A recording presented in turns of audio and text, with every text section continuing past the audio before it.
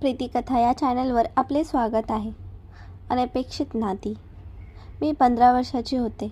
मला मासिक पाळी येत नव्हती, पण जेव्हा मी माझ्या आईबाबांना एकमेकांशी भांडताना पाहत होते तेव्हा माझ्या भावना अनावर होत्या. मला काहीच उमगत नव्हतं, पण त्यांचं वागणं पाहून माझं बालपण अस्वस्थ व्हायचं. आमचं खूप छोटं घर होतं, एका खोलीचं. तेव्हा मला वाटायचं जर माझी परिस्थिती वेगळी असती तर कदाचित हे भांडणं थांबू शकले असते, पण ते शक्य नव्हतं. आमचं संपूर्ण कुटुंब गरिबीत अडकलं होतं. बाबा एका छोट्याशा कंपनीत काम करत होते, पण पगार पुरेसा नव्हता. आई घरीच कपडे शिवायची. मी शाळेत जायचं बंद केलं होतं, कारण पैशाची अडचण होती. घराची परिस्थिती पाहून मला बाहेर जाऊन काहीतरी काम करावं असं वाटत होतं, पण वय लहान होतं आणि समाज काय म्हणेल ही भीती होती. एका संध्याकाळी आमच्या शेजारी राहणाऱ्या मालकाने मला बोलावलं. त्याने सांगितलं की तुझ्या घरातल्या अडचणी माहीत आहेत. माझ्या फार्म हाऊसवर थोडीशी मदत करशील तर काही पैसे मिळू शकतील. माझ्या आईबाबांना सांगितल्यावर त्यांनी रागाने मला थांबवलं, पण माझ्या हट्टामुळे त्यांनी परवानगी दिली. तेव्हा कुठे माझं नवीन आयुष्य सुरू झालं. त्या फार्म हाऊसवर पोहोचल्यावर माझं आयुष्य पूर्ण बदललं. फार्म हाऊस खूप मोठं आणि देखणं होतं. माळरानावर पसरलेली हिरवीगार शेती, दूरवर पसरलेली फळझाडं आणि त्या सगळ्यात एक प्रचंड आलिशान बंगला. मी एवढं श्रीमंत काही पहिल्यांदाच पाहिलं होतं. मालक शरद मामा जवळपास 50 वर्षाचे असतील. ते दिसायला साधे वाटत होते, पण त्यांचे अधिकार सांगत होते की ते मोठ्या घराण्याचे आहेत. माझं काम साधं होतं. बंगल्याच्या बागेत लहान सहान काम करणं आणि कधी त्यांच्या नोकरांच्या कामात मदत करणं. शरद मामाचं माझ्याकडे वागणं खूप सौम्य होतं. ते मला कधीही चुकीच्या नजरेने पाहत नव्हते, पण माझ्या मनात त्यांच्याविषयी एक प्रकारचं दडपण होतं. काही दिवस गेले आणि मला तिथल्या वातावरणाची सवय झाली. पण एक दिवस मी फार्म हाऊसच्या मागच्या बाजूला झाडांच्या सावलीत फिरत असताना मला एक गोष्ट दिसली, जी माझ्या आयुष्याचं रहस्य उलगडणारी होती. एक लाकडी पेटी, त्यात जुने फोटो, काही कागदपत्र आणि एक लहानच्या बाळाचा फोटो होता. त्या फोटोच्या मागे लिहिलं होतं, शरद आणि मीरा आपल्या लेकीसाठी. मी हैराण झाले. शरद मामा माझ्याकडे का वेगळ्या प्रकारे पाहायचे याचं उत्तर मला आता मिळत होतं. त्यांचं माझ्या आईशी काहीतरी गुप्त नातं होतं. त्या क्षणी माझ्या मनात प्रश्नांची सरळ मिसळ झाली. शरद मामा माझे बाबा तर नाहीत ना? त्या रात्री मी झोपले नाही. आईला विचारावं का, पण तिने सांगितलं नाही तर? आणि शरद मामांशी विचारपूस केली तर ते काय उत्तर देतील? मला माझ्या आयुष्याचं खरं सत्य जाणून घ्यायचं होतं. दुसऱ्या दिवशी मी कामावर गेल्यावर शरद मामाच्या खोलीत गेली. मी ठामपणे विचारलं, तुम्ही मला खरं सांगाल का? हा फोटो कोणाचा आहे आणि माझ्या आईशी तुमचं काय नातं आहे? माझ्या प्रश्नांनी शरद मामा क्षणभर झिजून गेले. त्यांचे डोळे मला टाळण्याचा प्रयत्न करत होते, पण मी हट्टीपणे त्यांच्यासमोर उभी राहिले. शेवटी त्यांनी एक मोठा श्वास घेतला आणि खुर्चीवर बसत म्हणाले, हे सांगणं खूप कठीण आहे, पण आता वेळ आली आहे. त्यांनी कपाटातून एक जुनी फाईल काढली आणि ती माझ्यासमोर ठेवली. फाईलमध्ये कागदपत्र होते, काही वैद्यकीय रिपोर्ट्स, काही नोंदी आणि काही पत्र. मी थरथरत्या हातांनी वाचायला सुरुवात केली. त्या पत्रामध्ये लिहिलं होतं की माझी आई मीरा एकेकाळी शरद मामाच्या फार्म हाऊसवर काम करायची. ती फार्म हाऊसच्या बागेची निगा राखायची, पण हळूहळू त्यांच्यात एक वेगळं नातं तयार झालं होतं. मीरा माझ्या आयुष्यात एकमेव स्त्री होती, जिने मला खरं प्रेम शिकवलं. शरद मामांनी शांतपणे सांगितलं, पण त्या काळी समाजाच्या दबावामुळे, माझ्या कुटुंबाच्या प्रतिष्ठेमुळे मी तिच्याशी लग्न करू शकलो नाही. तिचा गर्भात राहण्याचा सगळा दोष तिच्यावर टाकण्यात आला. मला कळलं होतं की ती मुलगी म्हणजे तू माझीच आहेस, पण तुझ्या आईने मला कधीच तुझ्यापाशी जवळ येऊ दिलं नाही. मी ऐकून स्तब्ध झाले. हे खरं आहे यावर माझा विश्वासच बसत नव्हता. माझ्या डोक्यात विचारांचं वादळ सुरू झालं. माझं आयुष्य एक मोठं रहस्य होतं आणि आता त्यावर प्रकाश पडत होता. त्या रात्री घरी गेल्यावर मी आईला सामान द्यायचं ठरवलं. आई जेवण करत बसली होती आणि मी तिच्यासमोर शरद मामांचा जुना फोटो ठेवला. आई, खरं सांग, शरद मामा माझे बाबा आहेत का? माझ्या आवाजात जणू कोसळणारा आक्रोश होता. आईने काही क्षण काहीच उत्तर दिलं नाही. तिच्या डोळ्यात अश्रू आले. मग तिने हळूच म्हटलं, हो, ते तुझे बाबा आहेत, पण मी तुला या गोष्टीपासून दूर ठेवायचं ठरवलं होतं. त्यांनी माझं प्रेम स्वीकारलं नाही आणि माझ्या सन्मानासाठी मी तुला या सगळ्यापासून वाचवलं. मला वाटलं होतं तुला हे कधीच कळणार नाही. हे सत्य ऐकल्यावर माझ्या मनात राग, दुःख आणि गोंधळाचं काहूर उठलं. माझा स्वतःवरचा विश्वास उडाला होता. पण आता माझ्या आयुष्याचा एक नवीन अध्याय सुरू झाला होता. मला ठरवायचं होतं, मी शरद मामांना स्वीकारणार का? माझं आयुष्य बदलणार होतं, पण कोणत्या दिशेने हे मला ठाऊक नव्हतं. आईच्या तोंडून हे ऐकल्यावर माझ्या अंगातलं रक्त सळसळायला लागलं. माझ्या मनात अनेक प्रश्न निर्माण झाले. जर शरद मामा माझे खरे बाबा होते तर त्यांनी मला आणि आईला इतकी वर्षे एकटं का सोडलं? आणि आता जेव्हा मला हे सगळं समजतंय तेव्हा मला काय करायचं? मी आईकडे पाहत म्हणाले, तू इतकी वर्षे हे सत्य का लपवलंस? का मला माझ्या बाबांची ओळख दिली नाहीस? आई थोडा वेळ शांत बसली. मग ती बोलू लागली, माझं मन ठेचलं गेलं होतं पिल्लू. शरद मला खरं प्रेम करायचा, पण त्यांच्या घराण्याचा प्रतिष्ठेचा भार त्यांच्यावर होता. ते आपलं नातं उघडं करण्यास घाबरले. मी स्वतःला आणि तुला वाचवण्यासाठी तुझ्या वडिलांना कायमचं सोडून दिलं. पण मी त्यांच्यावर कधीच राग धरला नाही, कारण त्यांनीही खूप सहन केलं. त्या रात्री मला झोपच लागली नाही. मी मनातल्या मनात ठरवलं, मला शरद मामांसमोर जाऊन माझ्या आयुष्याचं उत्तर हवं होतं. दुसऱ्या दिवशी मी फार्म हाऊसवर गेले. शरद मामा बागेत बसून पुस्तक वाचत होते. मी त्यांच्यासमोर थांबले आणि ठाम स्वरात विचारलं, तुम्ही हे सगळं का केलं?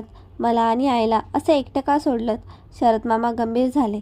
त्यांच्या आवाजात दुःखाचा सूर होता. कविता, ते म्हणाले, त्या काळी मी फार कमजोर होतो.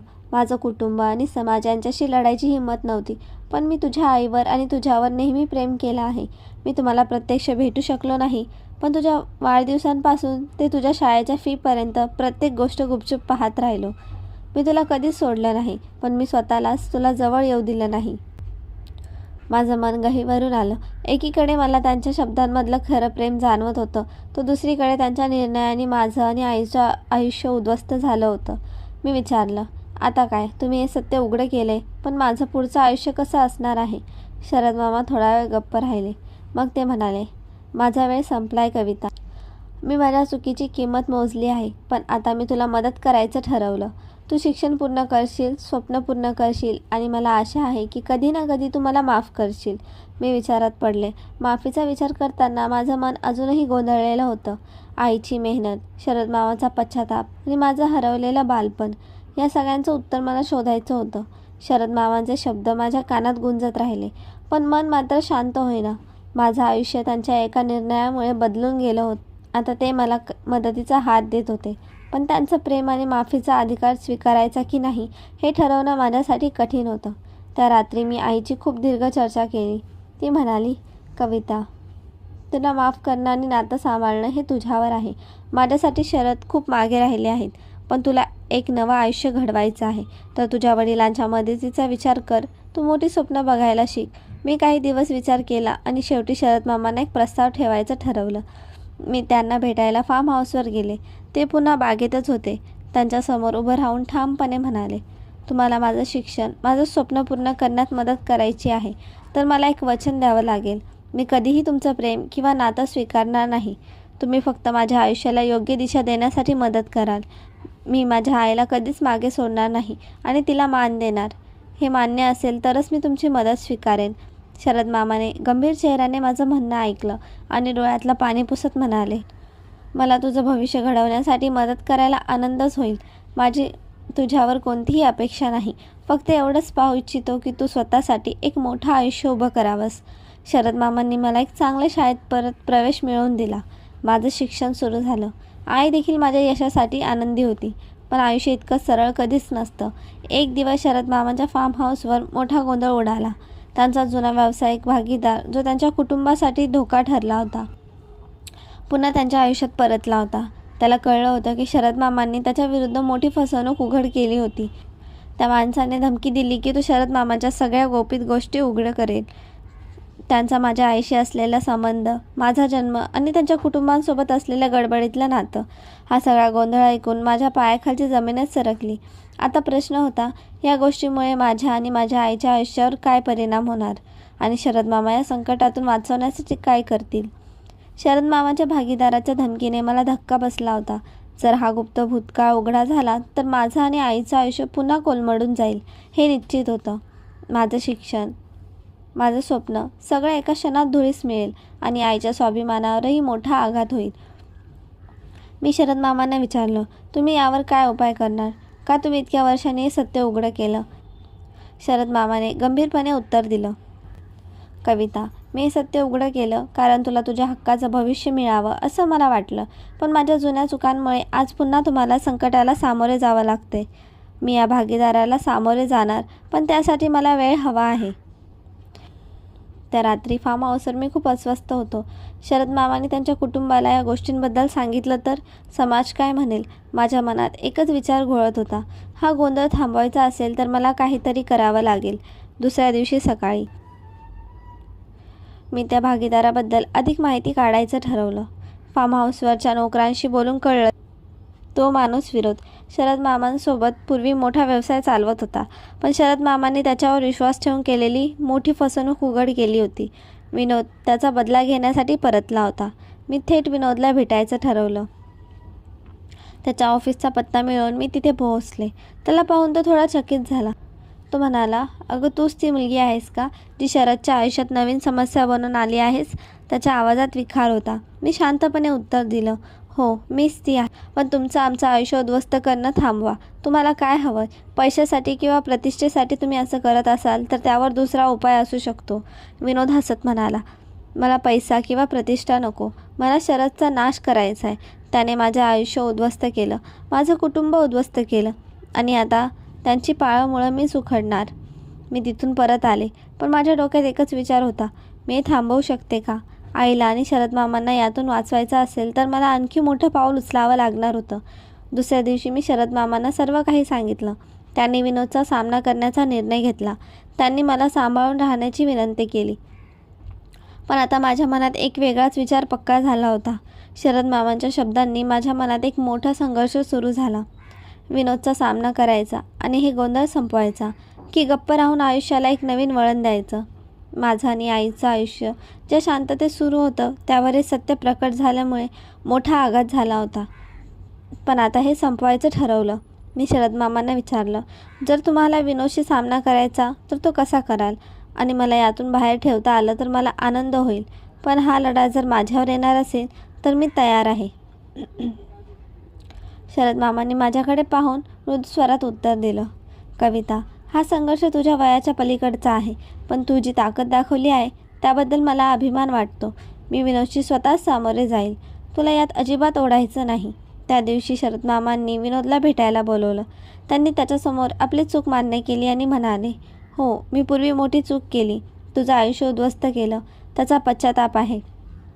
पण आता तू माझ्या मुलीला आणि तिच्या आईला यात ओढू नकोस. तुझं नुकसान भरून काढण्यासाठी मी तयार आहे. विनोदला शरद मामांची नम्रता दिसत होती. पण त्याचा राग काहीसा शांत झाला नव्हता. तो म्हणाला, तुझा पश्चाताप मला उपयोगाचा नाही. मी तुझं सामाजिक आयुष्य उद्ध्वस्त केल्याशिवाय स्वस्थ बसणार नाही. हे ऐकून शरद मामा शांत राहिले. पण त्यांनी विनोदला एक प्रस्ताव दिला. त्यांनी विनोदच्या व्यवसायात आर्थिक मदत देऊन त्याचा फायदा करून देण्याचं मान्य केलं. मी माझ्या चुकांची किंमत मोजायला तयार आहे.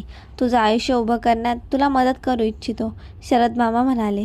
विनोदने थोडा वेळ विचार केला आणि अखेर त्याला कळलं की शरद मामा खरंच पश्चाताप करत आहेत. त्याने शरद मामांची ऑफर मान्य केली. पण एक अट घातली, तुझं गुपित उघडं करणं मला आता गरजेचं वाटत नाही. पण माझ्या अटीनुसार काम केलं नाहीस तर मी पुन्हा परत येईन. विनोदने या निर्णयानंतर फार्म हाऊस सोडलं. मी आणि आईला शरद मामांनी दिलेलं वचन पाळलं. त्यांनी आमचं भवितव्य अधिक सुरक्षित केलं. माझं शिक्षण पूर्ण होण्यासाठी त्यांनी सर्वतोपरी मदत केली.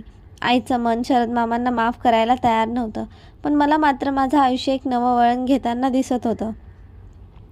काही वर्षांनी मी शिक्षण पूर्ण केलं आणि एक मोठी नोकरी मिळवली. आईचं आयुष्यही आता स्थिर होतं. शरद मामा फार्म हाऊसवर निवांत आयुष्य जगत होते आणि मला त्यांच्याकडे एक नवी जबाबदारी सोपवायची होती. मी फार्म हाऊसवर गेले आणि त्यांच्यासोबत उभी राहून म्हणाले, तुमचं गुपित तुम्ही लपवून ठेवलं आणि ते आता कायमचंच लपवून ठेवा. तुम्ही माझ्या आयुष्याला दिशा दिलीत, यासाठी मी तुम्हाला कधीही विसरणार नाही. पण आता मला स्वतःचं आयुष्य उभं करायचं आहे आणि तुम्हाला तुमचं. शरद मामांनी डोळ्यातून अश्रू राहत फक्त एकच वाक्य म्हटलं, तुझं आयुष्य हेच माझं प्रायश्चित्त आहे. तू सुखी असावीस एवढंच मला हवं आहे. मी आणि आईचं आयुष्य पुन्हा सामान्य झालं. शरद मामा कधी कधी भेटत, पण त्यांचं स्थान आमच्या आयुष्यात आता ठरलेलं होतं. एक सावलीसारखं त्यांनी आम्हाला मदत केली, पण आमच्या आयुष्याचा भाग कधी बनले नाहीत. आजची कथा कशी वाटली कमेंटमध्ये नक्की सांगा आणि व्हिडिओला लाईक करा. चॅनलवर नवीन असाल तर सबस्क्राईब करा. धन्यवाद.